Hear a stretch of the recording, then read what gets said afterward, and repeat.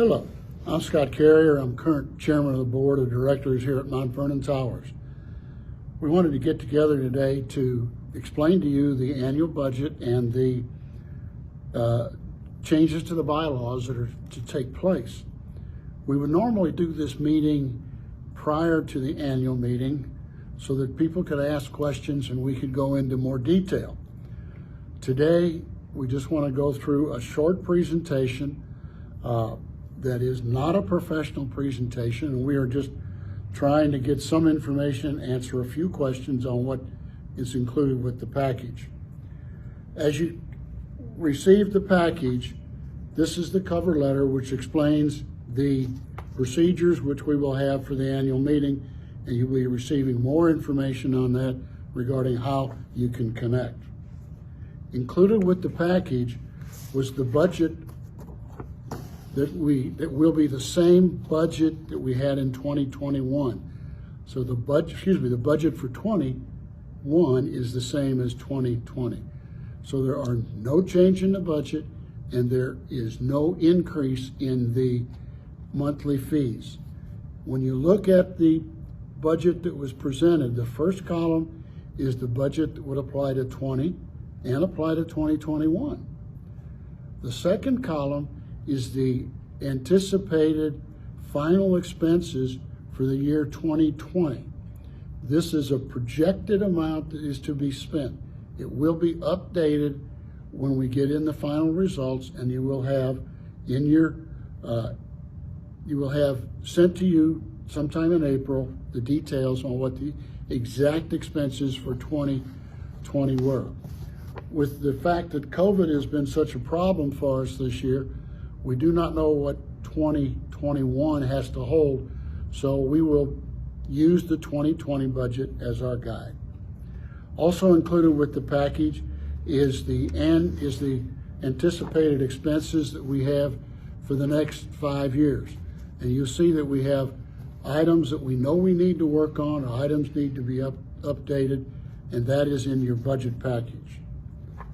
Also included are items that have taken place and been repaired over the past 7 years. This is a pretty decent list, and I think you'll see that we are making major improvements in Mount Vernon Towers. Now, I know you couldn't see all of that paperwork that I held up in front of the camera. You will need to look at your package and go through it in detail, but I think it will be self-explanatory. With that, I'd like to turn this over to Chris and let him explain to you about the 2 bylaw changes. Hi, I'm Chris Peterson. I'm the Executive Director at Mount Vernon Towers. Most of you probably know me. Scott has asked me to explain a couple of amendments, which is a relatively simple process. And then Rita's going to explain something a little bit more complicated with the direct declaration changes. The first bylaw amendment has to do with the board's ability to award retirement packages or retirement agreements or deferred compensation plans to an employee, a high-level employee, without the approval of 51% of the owners, basically. So it's very, very simple. The board wants to make sure that you are comfortable voting for any deferred comp programs, 401k, retirement plans, etc. So you either approve that or don't. The second amendment is associated with the ability of the board to purchase capital items, and capital items are non-emergency items, and a good example would be a bus to transport our residents from one place to the other. And currently that limit is $50,000. So if we needed a bus and it wasn't an emergency and it cost $65,000 or $75,000, we would have to wait an additional year to get the bus because it was a discretionary purchase. So the purpose of this is just to give the board the latitude to vote for something or to purchase something that was above $50,000 and up to $100,000.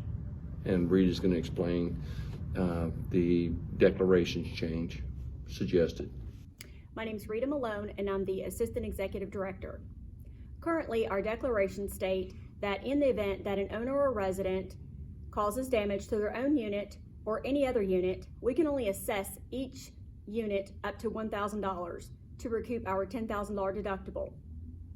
A couple years ago, the Georgia condominium law changed that $1,000 max to $5,000. The current declaration amendment that is up for vote would allow us to assess each unit that is affected by damage up to $5,000 to recoup our $10,000 deductible. For example, if you overflow your sink and damage your condo and 3 other condos, we currently can only recoup $4,000 of our $10,000 deductible. If the amendment is passed, we could assess $2,500 to all 4 condos, in which we would recoup our $10,000 deductible. Most insurance carriers will cover this amount that you are assessed. However, it is up to you to check to make sure you have the proper coverage. We hope this information was helpful to you in understanding the importance of voting your shares for Mount Vernon Towers. As a reminder, the votes are due by December 5th at 5 o'clock in the evening to the front desk if you want to deliver them directly. So we hope again this was helpful, and see you at the annual meeting.